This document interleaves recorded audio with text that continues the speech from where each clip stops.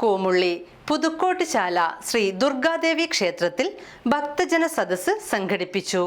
2025 November 8 മുതൽ 15 വരെ ഭാഗവത സപ്താഹാചാര്യൻ സംപൂജ്യസ്വാമി ഉദിത് ചൈതന്യയുടെ നേതൃത്വത്തിൽ നടക്കുന്ന ഭാഗവതോത്സവത്തിന്റെ ഭാഗമായാണ് പരിപാടി സംഘടിപ്പിച്ചത്. ധർമ്മരത്ന പുരസ്കാര ജേതാവ് രഘുവീർ ബിലാത്തികുളം ഉദ്ഘാടനം ചെയ്തു. പ്രസിദ്ധമായ കൂമുള്ളി പുതുക്കോട്ടുശാല ശ്രീ ദുർഗാദേവി ക്ഷേത്രത്തിൽ ഭക്തജന സദസ്സ് സംഘടിപ്പിച്ചു. 2025 നവംബർ 8 മുതൽ 15 വരെ ലോകാരാധ്യ ഭാഗവത സപ്താഹാചാര്യൻ സ്വാമി ഉദിത് ചൈതന്യയുടെ നേതൃത്വത്തിൽ നടക്കുന്ന ഭാഗവതോത്സവത്തിന്റെ ഭാഗമായാണ് പരിപാടി സംഘടിപ്പിച്ചത്. ധർമ്മരത്ന പുരസ്കാര ജേതാവ് രഘുവീർ ബിലാത്തികുളം ഉദ്ഘാടനം ചെയ്തു. വിദ്യാർത്ഥികളെ കൊണ്ട് യജ്ഞത്തിന്റെ ദിവസം വേദിയിൽ സമർപ്പിക്കണം. ആ സമർപ്പിക്കുന്ന നെയ്യിൽ അവരെ പേരെഴുതിയിട്ട് അതിനകത്ത് നിന്ന് ഒരു 10-20 ഗ്രാം ചെറിയൊരു പാത്രത്തിലേക്ക് ആക്കിയിട്ട് അവർക്ക് കൊടുക്കണം.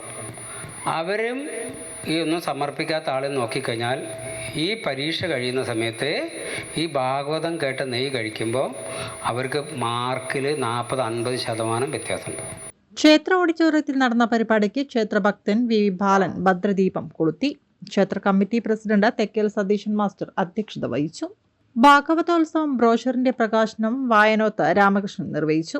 General convener T P Dineshan, ക്ഷേത്ര committee secretary T C Rajan എന്നിവർ സംസാരിച്ചു. Real news, Balussery.